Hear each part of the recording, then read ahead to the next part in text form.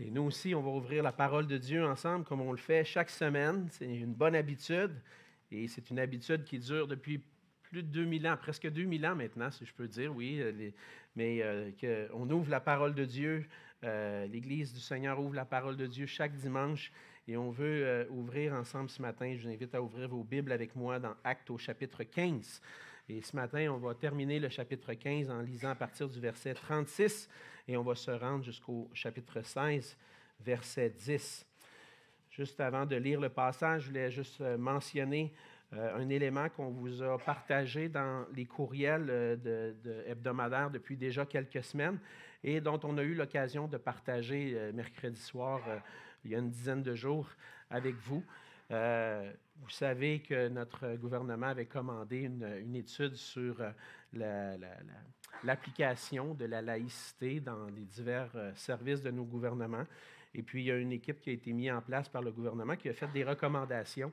Et parmi ces recommandations-là qui sont faites pour étendre la laïcité, on peut dire qu'il y a quelques recommandations qui peuvent toucher de près la vie des églises et qui vont toucher, si elles sont mises en place, la vie des églises. Donc, on vous a partagé une lettre de nouvelles du Réseau évangélique du Québec. Vous avez le lien dans votre courriel hebdomadaire. Et le Réseau évangélique du Québec rassemble toutes les familles des églises évangéliques au Québec et veulent mettre de l'avant une forme de façon d'exprimer au gouvernement notre façon de voir ces recommandations-là. Donc, on vous recommande de regarder, de prendre ça, de lire ça attentivement et puis de prendre le temps d'écrire peut-être une lettre à votre député en ayant conscience là, de ce que ça implique pour exprimer ce que votre sentiment par rapport à tout ça et que vous puissiez mettre ça devant le Seigneur et qu'on puisse être, par la grâce de Dieu, une voix qui parle et qui permet, en quelque sorte, d'exprimer ce qu'on pense. Et j'ai eu l'occasion personnellement d'écrire cette semaine à mon député et puis j'ai exprimé dans cette lettre-là combien je pense que le gouvernement sous-estime le bien que les églises font dans la société. Et puis, je pense que les avantages qu'on nous donne, en fait, sont très minimes à comparer aux biens qu'on peut apporter. Et donc, c'est une des façons d'exprimer ce que l'on pense. Et oui, Pierre, j'ai vu ta main, ce ne sera pas long.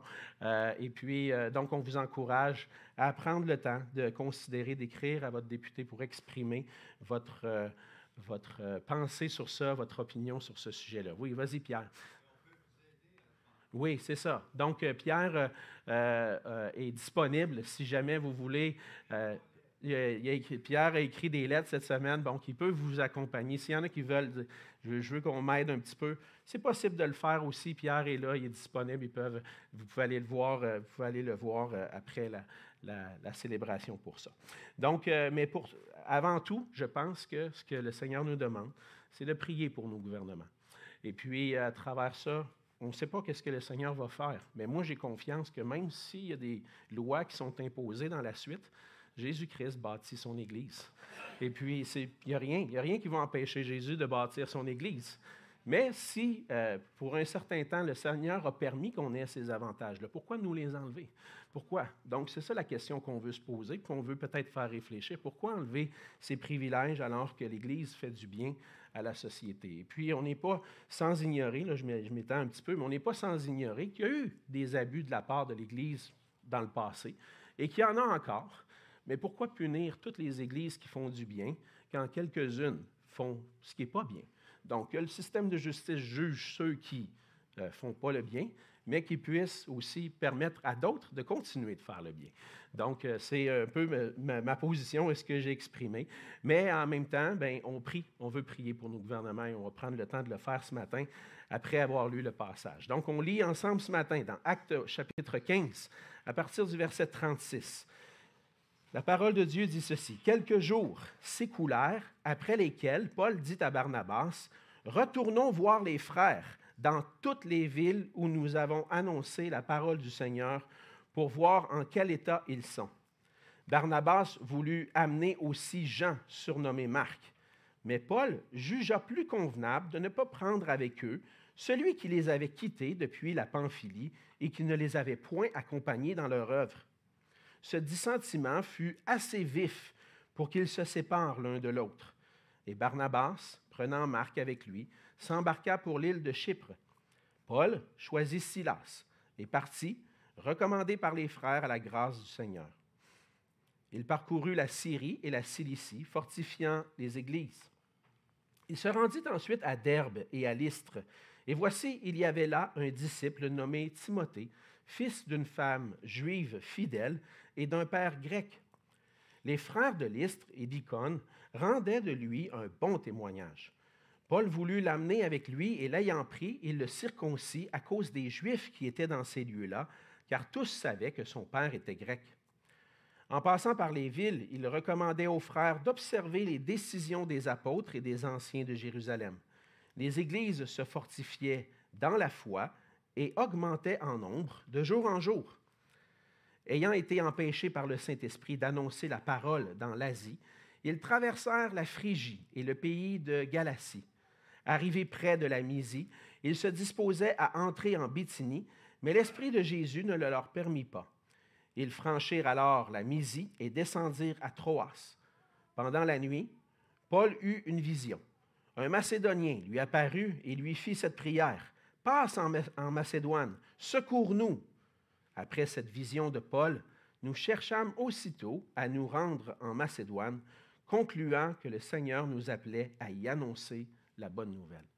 On va se courber dans un mot de prière. Oui, Seigneur notre Dieu, c'est une joie d'être ensemble ce matin pour partager ce temps dans ta parole. Seigneur, on est bénis d'avoir cette liberté encore dans notre pays, de pouvoir se réunir en toute liberté, de pouvoir prendre ce temps avec toi, Seigneur, et entre frères et sœurs. On réalise, Seigneur, que ce n'est pas le privilège de tous nos frères et sœurs à travers le monde, et puis que plusieurs n'ont pas ce privilège, Seigneur. Alors on t'en rend grâce. Merci de nous permettre de le faire ce matin. Et Seigneur, on veut prendre le temps de te prier ce matin pour nos gouvernements. Tu connais, Seigneur, toutes choses. C'est toi qui es souverain. C'est toi qui domines sur toute la terre. Tu es le roi des rois, le Seigneur des seigneurs. Et c'est toi, Seigneur, qui dirige même les affaires des hommes. Et on veut te prier, Seigneur, dans ta grâce, de nous permettre de pouvoir continuer de vivre en toute piété et de pouvoir partager ton évangile librement. On veut te rendre grâce, Seigneur, pour les privilèges que les Églises ont eus dans les dernières années, depuis plusieurs années même. Et Seigneur, on veut te dire merci pour ça et ça a contribué à faire connaître ton Évangile et à affermir des Églises. Et on veut te rendre grâce pour ça. Mais on veut te prier que dans ta grâce, Seigneur, tu puisses continuer de nous permettre d'avoir cette liberté et de donner la sagesse à nos dirigeants, à nos gouvernements, afin qu'ils puissent prendre les bonnes décisions, non seulement pour la société comme eux le jugent, mais que toi, tu les diriges à le faire avec sagesse, la sagesse qui vient de toi, Seigneur. On veut te prier pour le salut de ceux qui nous gouvernent. Seigneur, tu les connais, chacun d'entre eux, personnellement, comme tu nous connais, nous. Et tu connais ce que chacun d'entre eux peuvent vivre au jour le jour en dirigeant le gouvernement, les ministères et tous les services à la société. Et on veut te prier, Seigneur, qu'à travers notre témoignage, tu puisses toucher des cœurs, même parmi eux, et qu'on puisse voir des députés, des ministres, des premiers ministres venir à toi, Seigneur, et te confesser publiquement, t'appartenir. Seigneur, on te les remet entre tes mains parce qu'on sait que tu veux sauver des gens de tout rang, des pauvres, des riches, des gens soumis comme des gens en position d'autorité. Seigneur, on veut te prier d'accorder ta grâce à ces gens aussi. Et te prier de nous accorder ta grâce ce matin alors qu'on plonge les regards dans ta parole. Aide-nous à la comprendre, à la saisir, à l'appliquer à nos cœurs afin que nous puissions vivre pour toi et pour ta gloire. Que nous puissions être une Église en mission qui proclame ton Évangile librement et pour ta gloire. C'est en Jésus que je te prie. Amen. Amen. Dans toute entreprise humaine, dans les petits projets comme dans les grands projets, on a recours à ce qu'on appelle la planification, l'organisation.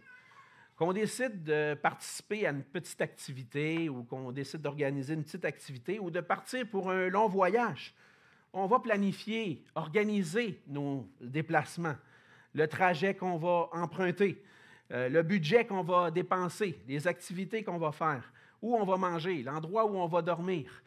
Peu importe ce qu'on fait, activité, voyage, on planifie les choses.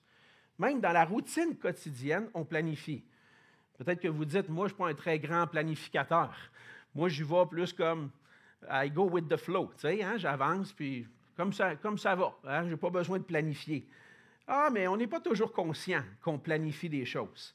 Puis on s'en rend compte quand ça ne fonctionne pas comme on s'attendait que ça fonctionne. Par exemple, je pouvais avoir prévu de m'habiller d'une telle façon cette journée-là, puis là, je fouille dans mon tiroir, dans mon garde-robe, et puis je ne trouve pas le linge que je voulais mettre. Ah non, il est encore au lavage. Donc, j'avais planifié, sans nécessairement en prendre conscience de mettre quelque chose. Je prévois aller prendre l'autobus, mais c'est le 1er du mois, puis j'arrive pour passer ma carte, puis ma carte, elle ne passe pas, parce que je n'ai pas acheté ma passe. Là, ça ne marche plus, mes plans sont dérangés. La planification, l'organisation, ça fait partie de notre vie, peu importe. Peut-être qu'on n'est pas conscient, mais ça fait partie de la vie. Et même si on ne le réalise pas toujours, la planification puis l'organisation font aussi partie du ministère de l'Évangile, du ministère de l'Église locale. Et dans la mission, le Seigneur utilise les membres de son Église pour apporter la bonne nouvelle et pour former des disciples ici et à travers le monde. Et en tant que participant dans la mission du Seigneur, on planifie, on organise. Par exemple, ce matin, il y a des équipes qui ont été planifiées pour servir à l'accueil. Il y a des équipes qui ont été planifiées pour apporter l'enseignement à nos enfants. Amex a pris le temps de planifier et de choisir des chants pour qu'on puisse célébrer le Seigneur ensemble ce matin. Et le pasteur a pris le temps de préparer son message. Qu'on soit, qui que nous soyons et quel que soit le ministère qu'on occupe, on planifie et on organise notre travail. Mais dans le feu de l'action, souvent, on oublie que bien souvent, ce n'est pas nous, mais c'est le Seigneur qui bâtit son Église. On planifie, on organise, on place des objectifs, on veut atteindre tel objectif, et puis on est dans le feu de l'action, puis là, on se met à oublier que, hey, ce n'est pas mon ministère, c'est le ministère du Seigneur. Et il peut arriver parfois que le Seigneur change nos plans pour accomplir les siens. Et comment est-ce qu'on réagit dans ces moments-là? Comment on réagit? Est-ce qu'on est prêt à suivre la direction du Seigneur, même si ça ne fonctionne pas comme on l'avait prévu? Dans le passage de ce matin, on lit le début du récit du 2e voyage missionnaire de Paul. Et pendant leur premier voyage missionnaire, Paul et Barnabas ont eu l'occasion d'annoncer l'Évangile et de faire des disciples dans plusieurs villes. Et au travers de ce voyage-là, Paul et Barnabas ont eu l'occasion même de voir des Juifs se convertir au Seigneur, mais aussi des païens. Et à leur retour, ils se sont rendus compte que certains Juifs avaient commencé à enseigner que pour être sauvés, il était nécessaire que les païens soient circoncis. C'est ce qu'on a vu la semaine dernière. Et ça l'a amené, ces enseignements-là ont soulevé un débat au sein de l'Église et finalement, Paul est parti avec Barnabas et d'autres frères à Jérusalem pour traiter de cette question-là et pour apporter cette question aux apôtres et aux anciens. Et dans Acte 15, on a vu que les apôtres et les anciens ont pris position et ont défendu l'Évangile en disant que c'est seulement par la grâce de Dieu et par la foi en Jésus-Christ que nous pouvons être sauvés. Mais après le concile de Jérusalem, on voit que à la fin du chapitre 15, que Paul et Barnabas sont retournés à Antioche. Et ils sont restés là quelques jours pour servir le Seigneur. Mais au bout de ces quelques jours-là, Paul et Barnabas avaient à cœur de retourner sur le champ missionnaire et ont commencé à planifier leur 2e voyage. C'était pour aller fortifier les églises, pour aller encourager les chrétiens de ces églises-là. Mais il y a certaines choses qui se sont passées et qui ont eu pour effet de modifier leur plan pour la mission. Et par ce passage, on va voir ce matin une vérité qu'on a besoin d'apprendre et de se rappeler, c'est que dans le ministère de l'Évangile, c'est le Seigneur qui dirige ses ouvriers pour fortifier les églises et annoncer l'Évangile. Dans le ministère de l'Évangile, c'est le Seigneur qui dirige ses ouvriers pour fortifier les églises et annoncer l'Évangile. Et on va voir ça à travers le premier point qu'on voit dans les versets 15, dans le chapitre 15, les versets 36 à 41. Comment est-ce que le Seigneur dirige? Bien, premièrement, le Seigneur dirige et forme des équipes d'ouvriers. C'est ce qu'on voit à partir du verset 36, entre autres, lorsque quelques jours après leur retour de Jérusalem, Paul et Barnabas ont formé le désir de retourner sur le champ missionnaire. Ils voulaient prendre des nouvelles des frères et sœurs dans les villes où ils étaient allés annoncer la parole. Parce que ce n'est pas tout de seulement annoncer la parole de Dieu puis d'avoir des conversions. Il faut aussi former ces disciples-là, les encourager. Et Paul et Barnabas avaient à cœur de connaître dans quel état ils étaient spirituellement. Et c'est ce qu'il dit à la fin du verset 36. Ils voulaient aller retourner pour voir en quel état ils sont. Et le cœur de Paul et Barnabas s'était attaché certainement aux frères et sœurs et ils se souciaient non seulement de leur salut, mais de leur croissance spirituelle aussi. Et c'est pour ça qu'ils voulaient retourner les voir. Mais avec ce plan-là qui est en train d'être mis en place, Barnabas a une brillante idée. Il dit, on va emmener Marc, on va emmener Jean surnommé Marc, on va l'amener avec nous autres. Et là, Paul, oh non, non, non, non, on n'amènera pas celui qui nous a abandonnés pendant notre premier voyage missionnaire. Et on n'a pas toutes les raisons de pourquoi Paul n'a pas voulu et pourquoi Barnabas voulait, mais ça a fait en sorte quand même qu'il y a eu un dissentiment assez important entre les deux pour provoquer leur séparation. Paul est parti d'un côté et Barnabas de son côté. Barnabas a décidé de partir avec Marc pour l'île de Chypre et Paul a décidé de partir avec Silas vers la Syrie et la Cilicie. Ce que l'on constate, c'est que la séparation n'a pas nécessairement, dans la suite, on le voit, n'a pas amené des mauvais sentiments entre Paul et Barnabas, mais plutôt la multiplication des équipes missionnaires. Dieu était souverain dans tout ça. Et même s'ils ne faisaient plus partie de la même équipe missionnaire, Paul et Barnabas ont quand même gardé un bon lien et ont continué de se voir comme des partenaires dans le ministère de l'Évangile. Peut-être pas dans la même équipe, mais on continue le ministère de l'Évangile. On voit ça, qu'ils sont restés en bons termes parce que dans son épître aux Colossiens, une ville que Paul va visiter plus tard, dans son 3e voyage, il va demander aux frères d'accueillir Marc, le cousin de Barnabas. Ah, tiens, le sentiment de Paul a peut-être changé avec le temps envers Marc. Et puis ensuite, plus tard, il va même dire à Timothée d'amener Marc avec lui, car il est utile au ministère. Peut-être qu'à ce point-là, Paul n'avait pas encore vu des preuves de la maturité pour le ministère pour Marc, mais Barnabas, lui, un homme de compassion, un homme qui veut exhorter, encourager, lui, il dit non, peut-être que tu ne le vois pas encore rendu à partir avec nous autres, mais moi, je veux m'occuper de ce gars-là parce que je pense que je vois quelque chose. Je vois qu'il peut être utile au ministère. Et c'est ça qui les a amenés à se séparer. La séparation de Paul et Barnabas était fondée sur une divergence d'opinion et non sur un conflit concernant un péché de l'un ou l'autre et puis d'une offense qui n'était pas pardonnée. C'était vraiment une divergence d'opinion. Et c'est ce qu'on se rend compte dans le ministère. Le Seigneur permet parfois des séparations pour multiplier les équipes de travail sur le champ missionnaire. La séparation a permis de multiplier les équipes parce que ça a doublé l'équipe, justement. Paul est parti de son côté et Barnabas de son côté. Et puis, Barnabas a pu, lui, aller encourager avec Marc les frères sur l'île de Chypre, alors que Paul, lui, a pris Silas. Et Silas était un prophète, on l'a vu la semaine dernière, de Jérusalem, qui allait être utile pour encourager les frères, entre autres dans les recommandations qu'ils allaient faire, de suivre les recommandations des apôtres et des anciens de Jérusalem. Et donc, l'œuvre de l'Évangile, l'implantation d'églises, l'affermissement des églises, c'est l'œuvre du Seigneur. Et c'est lui qui bâtit son Église en envoyant qui il veut, où il veut. C'est lui qui forme ses ouvriers. C'est lui qui forme ses équipes. Et il arrive parfois qu'une divergence d'opinion, pas un conflit persistant, Mais une divergence d'opinion, une différente vision sur le ministère peut amener une séparation, mais à travers ça, le Seigneur est souverain. Il arrive souvent dans le ministère qu'une divergence d'opinion va amener des multiplications d'équipes.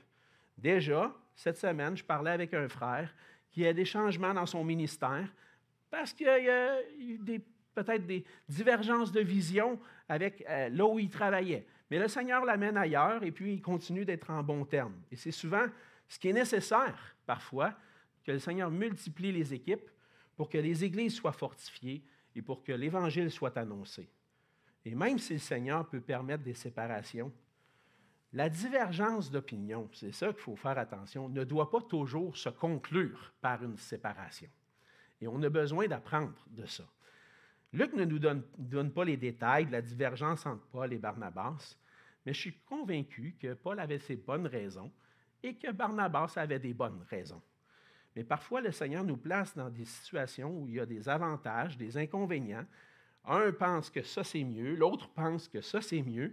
Il n'y a rien de mal en soi dans les deux, mais on doit prendre une décision déchirante parce que moi, je pense qu'on doit aller vers là et moi, l'autre pense qu'il doit aller de ce côté-là.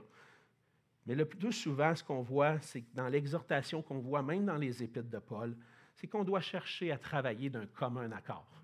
On doit premièrement chercher à être unis.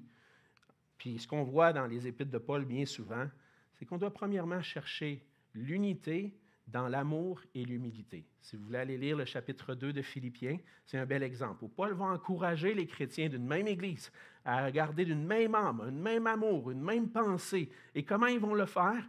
En ayant les sentiments qui étaient en Jésus-Christ, des sentiments d'humilité. Mais malheureusement, bien souvent, les désaccords dégénèrent en conflit. C'est ce que je vois souvent dans les églises. Et principalement, pourquoi? Parce qu'on recherche notre propre intérêt, en considérant notre opinion comme étant la meilleure et en cherchant à tout prix à ce que les choses soient faites comme je veux. Ça arrive souvent. J'ai une idée et je veux qu'on retienne mon idée. Mon idée est plus importante. J'ai des dons meilleurs que les tiens. On voit ça dans le Nouveau Testament, des conflits sur les dons même. Et puis, ça amène la séparation, mais dans un conflit. Ce n'est pas ce qu'on voit ici. Ici, on voit une séparation, on voit une séparation dans une divergence d'opinion, mais que les frères sont restés en bons termes. Et dans la mission et le service de l'Église, avant qu'un désaccord amène une séparation, on doit examiner nos propres cœurs. Qu'est-ce qui me motive à tenir si fort à cet aspect, à cette idée-là? Est-ce que j'ai des raisons valables pour tenir à mon opinion dans cette situation-là? Est-ce que j'ai des raisons valables pour tenir à mon point? Est-ce que cette conviction-là que j'ai est basée sur l'orgueil ou vraiment sur une conviction qui vient du Seigneur? Si je tiens à mon point jusqu'à ce que ça cause une séparation, est-ce que ça se fait dans l'harmonie, sans mauvais sentiments de part et d'autre? C'est certain que la séparation va amener une tristesse. Et je pense que Paul et Barnabas ont dû vivre leur tristesse de pouvoir ne plus travailler ensemble de près. Mais ça arrive des fois. La séparation provoque la tristesse. Vous le savez, j'ai servi à l'Église de Longueuil pendant 25 ans, dizaines d'années comme pasteur. Puis, à un certain moment donné, j'avais quelque chose de lourd sur mon cœur, puis j'ai dit au conseil des anciens, je veux considérer, je vois les besoins des églises autour, puis je veux considérer, voir si est-ce que le Seigneur ne m'appellerait pas à aller servir une autre église. Quand j'ai dit ça à mon ami Yannick, mon pasteur là-bas, c'est sûr que là, il n'aimait pas ça. On aimait ça travailler ensemble. J'aimais ça travailler avec lui. Mais des fois, le Seigneur met quelque chose sur notre cœur. Mais je peux vous dire on s'est séparés. Je ne suis plus à Longueuil, je ne suis plus sur la même équipe. Le Seigneur me conduit vers une autre équipe. Puis on travaille en équipe.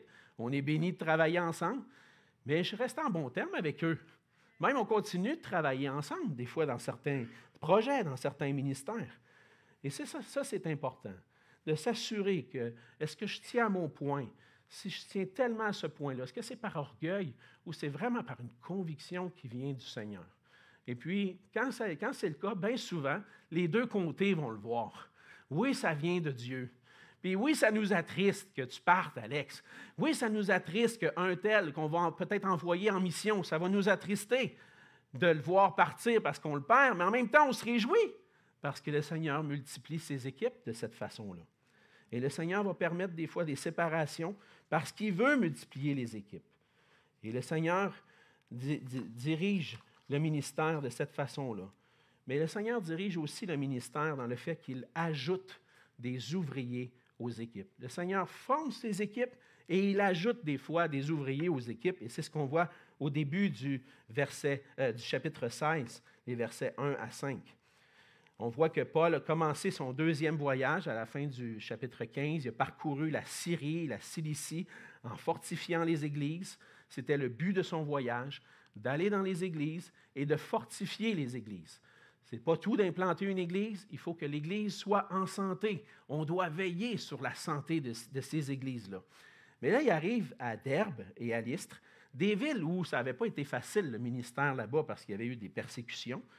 Mais il trouve là un disciple nommé Timothée. Hein, on connaît Timothée. Hein? Paul va écrire 2 épîtres à Timothée qu'on a dans les Écritures. Et il va faire la connaissance de Timothée, un jeune homme, fils d'une femme juive fidèle et d'un père grec qui avait un bon témoignage. Et non seulement l'Église rendait un bon témoignage, mais les frères de Lystre et d'Icône, des 2 villes, rendaient de lui un bon témoignage. Et à partir de cette connaissance qu'il fait de Timothée, Paul juge bon de l'amener avec lui pour être un compagnon de ministère, un ajout dans son équipe missionnaire. Puis là, on va entrer dans une question parce qu'il arrive quelque chose de particulier. Le Seigneur ajoute à son équipe, mais Paul veut l'amener avec lui au verset 3. Et l'ayant pris, il le circoncit à cause des Juifs qui étaient dans ces lieux-là, car tous savaient que son père était grec. Et là, peut se poser la question, pourquoi Paul, après avoir si vaillamment défendu le fait qu'on ne peut pas être sauvé, qu'on est seulement sauvé par grâce et non pas par la circoncision, pourquoi est-ce qu'il fait circoncire Timothée, là? Ah, c'est une bonne question, hein? Et Paul s'est opposé vivement. Il exigeait la circoncision. Dans le fond, il s'opposait vivement aux Juifs qui exigeaient la circoncision des païens en vue du salut. Mais ça ne l'a jamais empêché Paul d'interdire. Ça ne l'a jamais amené Paul à interdire la circoncision des Juifs de naissance. Paul n'a jamais dit, maintenant Jésus est venu, les Juifs, arrêtez de vous faire circoncire. Il n'a pas dit ça. Il enseignait l'Évangile en disant, les païens n'ont pas besoin de se faire circoncire pour être sauvés. Mais là, Paul a en vue les Juifs qui sont dans ces lieux-là et dans les lieux qu'il va visiter. Et là, on a un jeune homme que sa mère est juive. Son père est grec. Il n'est pas encore circoncis. Donc, ça pourrait être un obstacle pour l'Évangile, un obstacle pour approcher les Juifs. Peut-être qu'avec la pensée des Juifs, il aurait jugé immédiatement Timothée. Hey, lui, il n'est pas circoncis. C'est un Juif qui n'est pas circoncis. Puis ça aurait été un obstacle pour l'Évangile.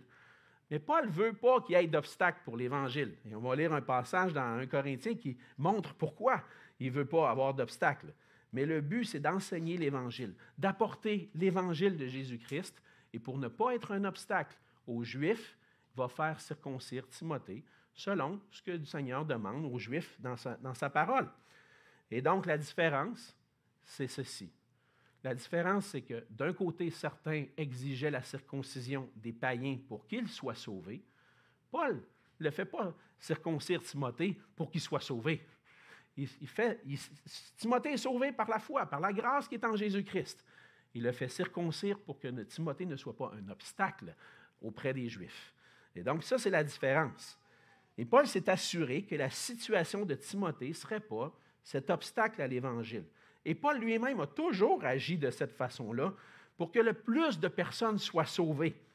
Dans 1 Corinthiens, chapitre 10, les versets 32 et 33, il dit ceci, « Ne soyez en scandale, ni aux Grecs, ni aux Juifs, ni à l'Église de Dieu. De la même manière que moi aussi, je m'efforce en toutes choses à complaire à tous, cherchant non mon avantage, mais celui du plus grand nombre, afin qu'ils soient sauvés. Paul allait dans les églises, il rencontrait des Juifs, des Grecs, puis même des églises du Seigneur, des chrétiens. Et puis, qu'est-ce qu'il cherchait? Il cherchait à éliminer tous les obstacles possibles pour que l'Évangile soit annoncé, puis que le plus grand nombre soit sauvé. Alors, en même temps qu'il annonçait le salut par grâce qui se trouve en Jésus seul, il encourageait aussi les églises à faire tout pour ne pas être un obstacle pour l'Évangile. Et c'est pour cela que Silas, on voit que Silas a eu un ministère aussi avec Paul. Avec Paul, et verset 4, en passant par les villes, il recommandait aux frères d'observer les décisions des apôtres et des anciens à Jérusalem. Donc, les décisions des apôtres et des anciens, c'est les décisions qui avaient été prises lors du concile de Jérusalem. Et lorsque l'Église de Jérusalem a laissé une lettre pour l'Église d'Antioche, les frères ont été réjouis par cette lettre-là, mais Paul a continué dans son voyage missionnaire d'affermir les églises en leur rappelant qu'il de ne pas être un obstacle pour l'Évangile et d'observer les recommandations de l'Église de Jérusalem. Et dans le ministère que Paul et Barnabas, Paul et Barnabas, c'est rendu Paul et Silas, ensemble avec Timothée et d'autres, l'Église, on voit que le résultat que ça a amené. Au verset 5, les églises se fortifiaient dans la foi et augmentaient en nombre de jour en jour. Et on voit à travers cela que le but du ministère, du missionnaire, ce n'est pas seulement d'annoncer l'Évangile, mais d'implanter des églises en santé et que les églises soient fortifiées. On le voit à la fin du chapitre 15, quand Paul parcourait la Syrie et la Cilicie, fortifiant les églises. Et encore une fois, les églises se fortifiaient dans la foi. On veut voir non seulement des chrétiens, mais des chrétiens rassemblés dans des églises qui sont solides dans leur foi et qui grandissent en maturité. C'est ça le but du ministère. Et lorsque le Seigneur appelle à ajouter à son équipe, c'est dans le but de fortifier son Église et de continuer d'apporter la bonne nouvelle. Et on voit que par le fait que Timothée a été ajouté à l'équipe, c'est le Seigneur qui dirige le ministère de l'Évangile. C'est lui qui forme ses équipes, mais c'est lui qui aussi ajoute aux équipes pour que la bonne nouvelle soit annoncée et pour que les églises soient affermies. Et c'est pour ça qu'encore aujourd'hui, le Seigneur ajoute des ouvriers aux équipes missionnaires pour aider au ministère de l'Évangile. La mission de l'Église, oui, c'est d'annoncer l'Évangile de Jésus-Christ, mais surtout, ça inclut le fait de former les disciples qui grandissent en maturité dans le Seigneur. Et la prédication de l'Évangile, l'implantation d'églises et le travail de fortifier les églises, ça ne peut pas se faire tout seul. Un pasteur ne peut pas faire toute la tâche. C'est pour ça qu'il y a besoin d'avoir des équipes. Et c'est important que ce travail-là soit fait par des équipes formées de plusieurs ouvriers. Et plus l'Église grandit, et plus la mission avance, plus on a besoin d'équipes d'ouvriers. Et Paul a décidé d'amener Timothée avec lui, et Timothée a été sur le terrain avec Paul. Déjà, Timothée avait des bonnes connaissances bibliques et théologiques. On le voit dans 2 Timothée, entre autres. Pourquoi? Parce que sa mère et sa grand-mère avaient la foi en Dieu et en Jésus-Christ. Timothée avait grandi dans l'enseignement de la parole venant d'une femme juive fidèle. Et puis Timothée a été amené avec Paul. Il connaissait bien la parole. Même Paul va lui dire dans 2 Timothée 3, versets 14 et 15, il dit « Toi, demeure dans les choses que tu as apprises et reconnues certaines, sachant de qui tu les as apprises. » De qui il avait appris? De sa mère, de sa grand-mère et de l'apôtre Paul par la suite. Il y a certaines choses qu'il a appris. Mais il dit, dès ton enfance, tu connais les saintes lettres, les saintes écritures, qui peuvent te rendre sage à salut par la foi en Jésus-Christ. Timothée est venu au Seigneur avec une bonne connaissance des Écritures parce que sa mère, sa grand-mère l'avait enseigné selon la parole. Mais maintenant, Timothée avait besoin d'apprendre non seulement les principes de vie chrétienne, de marche chrétienne, mais aussi les principes et la pratique du ministère de l'Évangile. Et c'est pour ça que Paul a décidé de l'ajouter. Il a besoin d'être formé, ce gars-là, Il a besoin qu'on lui transmette ce que ça veut dire être un bon soldat de Jésus-Christ et de travailler à l'Évangile. Et c'est pour ça que le Seigneur, encore aujourd'hui, pour ajouter des ouvriers à ses équipes, il utilise son Église. L'Église, pour ça, doit chercher et reconnaître ceux qui ont un bon témoignage. Pareil comme Timothée. Timothée avait un bon témoignage. Et pour ajouter à l'équipe pastorale, on doit chercher des gens qui ressemblent à Jésus. Pour envoyer des missionnaires, on a besoin de voir des gens qui ressemblent à Jésus, qui aspirent au ministère, à la charge, et qui ont des dons aussi pour l'enseignement. C'est ce qu'on cherche. On commence premièrement par l'Église locale. On cherche dans l'Église locale des gens qui sont capables de partager, de former des disciples. Et on prend le temps de considérer aussi ceux qui aiment et qui servent le Seigneur de tout cœur et qui le montrent en aimant les frères et sœurs. Des gens qui ont un bon témoignage, dans le fond. Ils aiment Dieu, ils aiment leurs frères et sœurs, excusez-moi, c'est évident, on les voit. Et à travers ça, on voit, dans un sens, que le Seigneur choisit des gens. Timothée avait appris à aimer le Seigneur, puis à aimer les gens autour de lui, à travers sa mère et sa grand-mère. Et il avait besoin maintenant d'apprendre le ministère. Alors, on cherche les gens qui ont un bon témoignage. Qui sont ceux qui ont un bon témoignage et qui, par la suite, pourraient, aspirent, servir le Seigneur. Puis ça nous amène à réaliser que des fois, en pensant à la mère et à la grand-mère de Timothée, des fois en tant que parent ou même en tant que grand-parent, en tant que moniteur d'école du dimanche à l'Église, en tant que responsable jeunesse, bien souvent, sans le savoir, on est engagé dans la formation des futurs ouvriers. Quand mes parents m'ont élevé, je suis né dans une famille où mes parents se sont convertis lorsque j'étais très jeune, j'avais même pas 2 mois. Mes parents m'ont enseigné dans la parole de Dieu, m'ont enseigné l'Évangile. Et par la grâce de Dieu, je suis venu à l'Évangile en bas âge, puis j'ai continué de marcher avec le Seigneur.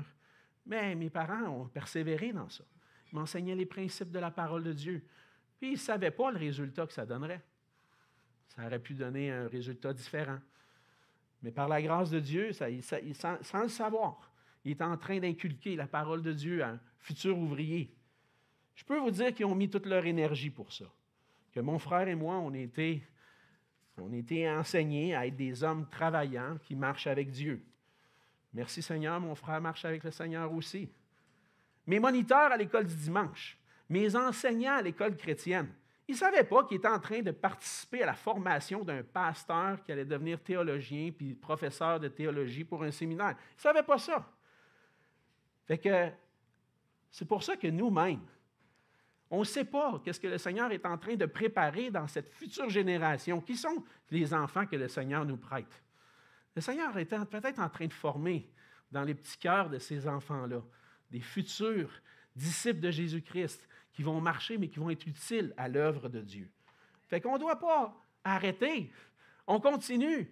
On met nos efforts à annoncer l'Évangile, puis à former ces jeunes cœurs-là, enseigner la prochaine génération et voir des nouveaux disciples venir à l'Évangile. C'est ce qu'on veut. Et sans le savoir, peut-être qu'on participe à préparer une future génération d'ouvriers. Je prie, Seigneur, pour ça. Chaque semaine, c'est ça qu'on prie. Seigneur, fait que la parole qui est déposée dans leur cœur porte du fruit, mais beaucoup de fruits. On veut en avoir du fruit qui déborde. Et Seigneur, c'est tout entre tes mains.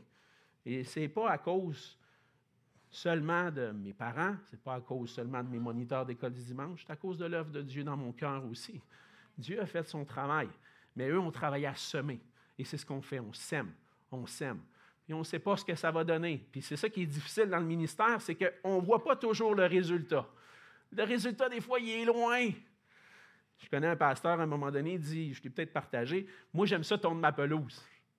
Parce que quand je tombe ma pelouse, après, je regarde le travail, je vois, j'ai fait je vois le fruit de mon travail. J'ai tondu, le gazon était long, là. Puis là, il est coupé, wow! Hey, c'est du bon résultat. Mais quand on est pasteur, puis qu'on est dans l'œuvre de l'Évangile, on sème, puis là, on dit, il va-tu pousser quelque chose? Hein? Je rends grâce à Dieu parce que je vois qu'après 5 années avec vous, le ministère de la parole, il continue de faire son travail, puis vous continuez de grandir, puis on rend gloire à Dieu pour ça. Mais on veut continuer, hein? On ne veut pas lâcher, on veut continuer de grandir ensemble. Et puis, même si je ne vois pas le résultat, je fais confiance à celui à qui appartient le résultat. Et on veut continuer de servir le Seigneur parce que c'est lui qui bâtit son Église. C'est lui qui ajoute les ouvriers aux équipes pour le ministère de l'Évangile. Et finalement, dans le reste du passage, on va voir que c'est le Seigneur qui conduit ses équipes d'ouvriers là où il veut. Dans les versets 6 à 10, on voit qu'après avoir été à Lystre et à Derbe, Paul a voulu aller annoncer la parole de Dieu en Asie. Et puis, vous allez voir, là, j'ai mis une carte, Liam, tu peux la mettre à l'écran, la carte, juste pour vous donner une idée du voyage de Paul. On voit que Paul est parti complètement à l'ouest, ou je peux dire, excusez-moi, à l'est. Il a parcouru la Syrie, le trajet rouge. Il est parti de Jérusalem après le concile. Il était à Antioche de Syrie. Là, il est parti vers la Cilicie. Et ensuite, il est allé vers Derbe, Lystre, à Icône, Antioche. Puis là, il voulait aller en Asie. OK? Mais finalement, pour y aller, il a traversé la Phrygie. Puis ce que le texte nous dit, c'est qu'il est arrivé dans le pays de Galatie, puis arrivé près de la Mysie. On est rendu en haut, là, il voulait rentrer en Asie. Ça n'a pas marché. Puis ensuite, il voulait aller en Mysie. Ça n'a pas marché encore. Ça n'a pas fonctionné. Donc, Paul il s'est rendu à Troas. Et à Troas, c'est là qu'il y a eu une vision pendant la nuit. Et vous voyez Troas, là, on est rendu un peu plus à l'est, sur le bord de la Samothrace, là. Et puis, là, à ce moment-là, le Seigneur a une vision, la vision d'un Macédonien qui dit « Passe en Macédoine, secours-nous ». Et on voit que la Macédoine est complètement de l'autre côté. Et Paul s'est en allé vers Philippe. Ça va être la suite du chapitre 16, à Philippe, en Macédoine. Et ça l'a permis, dans un sens, dans notre géographie d'aujourd'hui, de passer de l'Asie vers l'Europe. Ça, c'est la différence. Le territoire de l'Asie est à l'est, et puis l'Europe, à partir de la Macédoine, c'est l'Europe. Donc, Paul est rendu en Europe. Il continue son travail. Mais on voit que, dans un sens, quand Paul a voulu aller en Asie, ça n'a pas fonctionné. Quand il a voulu aller en Bithynie, ça n'a pas fonctionné. Pourquoi? C'est pas la volonté de Dieu. Hein? On ne sait pas pourquoi. C'est juste Dieu qui le sait. Hein? C'est juste Dieu. Pourquoi ça n'a pas fonctionné? C'est le Seigneur seul qui le sait. Est-ce que c'est parce qu'il n'y avait pas d'âmes à sauver dans ces régions-là? Non. Il y avait encore des âmes à sauver. Il y avait des gens qui avaient besoin d'entendre l'Évangile. Mais c'est simplement que le Seigneur avait d'autres plans pour Paul. Paul planifiait quelque chose, mais le Seigneur a dit, « C'est beau tes plans, mon grand, mais ce n'est pas là que tu vas aller. Je vais te diriger ailleurs. » Et on ne sait pas comment le Saint-Esprit exactement a empêché Paul. Luc ne va pas s'attarder sur ce point-là, mais il dit simplement que Paul n'avait pas pu aller là où il avait planifié d'aller. Et ça ne sert à rien de spéculer sur la façon dont Paul a été dirigé. Mais ce qu'on sait, c'est que le Seigneur avait d'autres plans pour Paul. Et lorsque Paul est à Troas, comme on l'a vu, il y a eu un songe. Il y a un Macédonien qui lui dit « Passe en Macédoine ». Et puis, on voit dans la suite, au verset 10, qu'après cette vision de Paul, nous cherchâmes aussitôt à nous rendre en Macédoine. Peut-être que vous remarquez quelque chose d'intéressant ici. Après cette vision de Paul, nous cherchâmes. Ah! Il y a un nouveau qui se rajoute à l'équipe. Luc se rajoute à l'équipe de Paul à ce moment-là. Probablement parce que Paul a rencontré Luc à Troas à ce moment-là. Et puis, il y a eu l'occasion d'échanger ensemble, et puis Luc va se joindre. Mais tout ça pour dire, la conviction que Paul a eue, ça a été aussi la conviction de l'équipe. Et ils ont tous cherché à se rendre en Macédoine en concluant que le Seigneur nous appelait à y annoncer la bonne nouvelle. Et donc, par le fait que Paul a été empêché d'aller à certains endroits, ça l'a amené à aller à un endroit précis, là où le Seigneur le voulait à ce moment-là. Et c'est le Seigneur qui dirige lui-même ses ouvriers. Lui qui bâtit son Église, c'est lui qui dirige. Et encore une fois, c'est le Seigneur qui fait son travail de cette façon-là. Lui sait où sont ses élus. Lui sait où sont ses brebis perdues qui ne font pas encore partie de la bergerie. Et il dirige ses équipes pour aller chercher ces brebis-là. Et c'est pour ça que pour nous-mêmes, il faut être attentif à la direction que le Seigneur nous donne dans sa mission. On peut, comme chrétien, des fois avoir à cœur un projet particulier. Ça peut être un très bon ministère, un excellent ministère. Un ministère de compassion, peut-être. Il y a des églises qui ont des banques alimentaires. Peut-être que quelqu'un dans l'église, à un moment donné, se lèverait et dirait « Moi, je veux qu'on ait une banque alimentaire. » OK. On va examiner ça ensemble. Parce que c'est peut-être un bon ministère, mais ça ne veut pas dire que le ministère est bon ou que vraiment un ministère d'une belle qualité, que c'est nécessairement la volonté de Dieu. On doit prendre le temps d'examiner ensemble et de considérer « Hey, c'est une bonne idée. On va mettre ça devant le Seigneur. » Et avoir l'humilité d'apporter nos projets au Seigneur. Parce que c'est lui qui dirige. On parle d'un bâtiment parce qu'on est plus nombreux. C'est le projet du Seigneur. On prie, on amène ça devant lui, puis on regarde comment le Seigneur dirige. On aspire à un projet dans la mission, on apporte ça au Seigneur. On en parle avec les leaders, on discute ensemble, on cherche la volonté de Dieu, on cherche la face de Dieu pour que le Seigneur dirige nos projets. Et quand on est attentif au Seigneur, bien, le Seigneur nous dirige selon ses plans. Et des fois, ça se peut que ce soit... Comment le Seigneur... Peut-être, à un moment donné dans ma vie, il y a quelqu'un qui m'a mis dans l'idée de dire « Alexandre, as-tu déjà considéré de faire un doctorat pour pouvoir être utile au séminaire? » Oui, j'ai pensé, mais peut-être plus tard. Là, je vais prendre un peu d'expérience comme pasteur avant. Ah, mais je pense que ce serait le bon moment dans ta saison de vie. Quand la personne me lançait ça, je dis OK, on va penser à ça. Là. Je ne m'attendais pas à ça, je n'étais pas dans mes plans. Le plan du Seigneur va peut-être changer les plans. Puis, ça a été long pour moi d'avoir une conviction que c'était vraiment ça que le Seigneur m'appelait. Et puis, j'ai dit, je vais mettre ça devant le Seigneur, on va faire un pas en avant. Comme Paul a fait. Paul, il ne s'est pas empêché de partir en mission. Il est parti. Puis, il a fait un pas en avant. Puis en faisant un pas en avant, à un moment donné, le Seigneur il a dit « Non, pas là. » Puis là, c'est un peu comme ça des fois que le Seigneur fonctionne. On fait un pas en avant. Ah, ça a l'air à fonctionner. On en fait un autre. Ça fonctionne. On en fait un autre. Ça fonctionne. Savez-vous, quand j'ai eu la conviction que le Seigneur me voulait, que je fasse un doctorat, quand j'étais installé dans ma maison à Louisville, aux États-Unis, j'ai dit « Seigneur, je pense que tu nous as conduits jusqu'ici. » Je pense que c'est pour ça. Parce qu'il y a eu toutes des étapes, trouver la maison, tout ça. On était là, c'est-tu vraiment ça que Dieu veut? Et puis quand on était rendu là-bas, je dis, OK, Seigneur, je suis rendu ici, je vais continuer, je vais le faire. Puis finalement, je l'ai fini. Fait que là, ça m'a encore plus confirmé que le Seigneur voulait ça.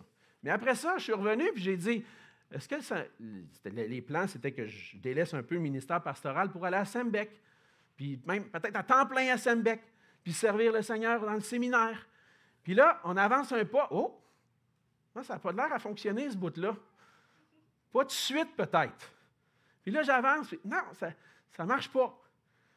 Et là, je me dis, Seigneur, j'ai-tu fait un doctorat pour rien, moi, là? J'ai-tu fait tout ça pour rien? Non, ce n'est pas pour rien. Des fois, le Seigneur se plaît à changer un petit peu notre parcours. Vous savez pas, je sers le Seigneur avec Sembec en donnant des cours à temps partiel, c'est pas à temps plein. Ça sert. Je continue de servir le Seigneur de cette façon-là. Mais le Seigneur a changé ce parcours-là pour que je sois avec vous. Hein? Puis il y en a qui disent Amen à ça. Amen. Moi, je suis béni, en tout cas. Puis des fois, on peut se dire, bien, Seigneur, pourquoi donc? Pourquoi donc? Il me semble que j'ai tout étudié ça pour... C'est quoi que tu amènes? Puis j'ai été pendant des mois à me demander, Seigneur, c'est quoi tu fais, là? Je ne sais pas où m'en aller, moi, là. Qu'est-ce que tu fais? Qu'est-ce que tu fais? Bien là, je le sais pourquoi. Je comprends maintenant. Quand le Seigneur nous veut à un endroit, il nous conduit vers là. Puis là, on arrive là, puis on est béni. Puis gloire à Dieu. Gloire à Dieu. C'est lui qui conduit son Église. C'est lui qui conduit ses ouvriers là où il veut. Puis dans le ministère de l'Évangile, le Seigneur nous dirige, il forme, il ajoute, puis il conduit. Fait qu'on peut faire confiance au Seigneur en faisant un pas en avant. Hein, c'est comme ça. Et qu'importe où le Seigneur nous dirige, le travail reste toujours le même. Annoncer la bonne nouvelle de Jésus-Christ pour que des âmes soient sauvées. Faire des disciples. Fortifier les églises pour qu'elles demeurent en bonne santé spirituelle. Puis former des ouvriers pour la moisson. C'est ça que le Seigneur nous appelle à faire. Mais est-ce qu'on est disponible pour la mission du Seigneur? Est-ce qu'on est prêt à faire un pas en avant? La première question qu'on doit se poser, c'est est-ce qu'on est vraiment un disciple de Jésus-Christ? As-tu cru à la bonne nouvelle de Jésus-Christ? Paul se promenait et annonçait la bonne nouvelle. C'est quoi cette bonne nouvelle-là? La bonne nouvelle de Jésus-Christ, c'est que Jésus est venu pour nous sauver. Il est venu nous offrir sa vie à la croix. Il a versé son sang pour qu'on puisse être pardonné de nos péchés et réconcilié avec Dieu. Notre péché nous sépare de Dieu, mais Jésus ouvre le chemin pour qu'on puisse entrer dans cette intimité avec Dieu puis avoir une relation avec lui pour l'éternité. C'est là que ça commence à servir le Seigneur, lorsque je reçois son pardon et que je m'engage à le suivre. Et dans la suite, qu'est-ce qu'on fait? Bien maintenant, Seigneur, tu m'as donné des dons. Est-ce que tu as pris un engagement ferme à suivre le Seigneur puis à le servir là où il te veut? Là, peut-être tu vas dire, je ne sais pas où, moi. Ah, ça, je comprends ça. Des fois, on ne sait pas où. Mais des fois, on a besoin de faire un pas en avant. Et dire, Seigneur, je ne sais pas où tu me veux, mais je vais faire un pas. Je vais m'engager dans ce ministère-là parce qu'il y a un besoin. Puis à travers ça, le Seigneur nous forme. Fais comme Paul. Fais un pas en avant. Puis si le Seigneur t'empêche d'avancer, va voir un autre. Puis si ça marche, continue. Et le Seigneur dirige comme ça.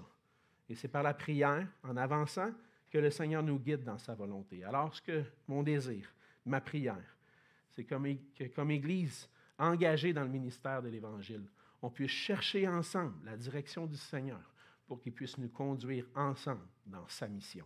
Prions. Seigneur, notre Dieu, on veut te dire merci pour ta parole. Merci parce qu'à travers ce passage, Seigneur, tu nous rappelles que c'est toi qui diriges notre mission, notre ministère. Le ministère de cette Église, Seigneur, c'est le tien, parce que c'est toi qui bâtis ton Église. C'est toi qui diriges tes équipes, tes ouvriers, les disciples à te servir. C'est toi qui ajoutes aux équipes et c'est toi qui les conduis pas à pas pour que ta volonté soit faite. Et c'est ma prière ce matin, Seigneur, c'est qu'en tant qu'Église, on soit prêt à chercher ta volonté, à s'humilier devant toi et chercher ta face pour te dire, Seigneur, que veux-tu que nous fassions? Et Seigneur, tu nous as révélé clairement dans ta parole que tu veux qu'on fasse des disciples en annonçant la bonne nouvelle. On veut commencer avec ça. Mais plus précisément, Seigneur, qu'est-ce que tu nous appelles dans la suite? On ne sait pas d'avance, mais on te prie de continuer de nous donner cette humilité pour chercher ta face et que toi, tu nous conduises là où tu nous veux. Que chacun d'entre nous ici qui t'appartiennent, Seigneur, qui sont engagés à te suivre, puisse faire aussi cette prière. Non pas ce que je veux, mais ce que tu veux. Et que nous suivions ta direction, Seigneur. Et c'est en Jésus qu'on te prie. Amen.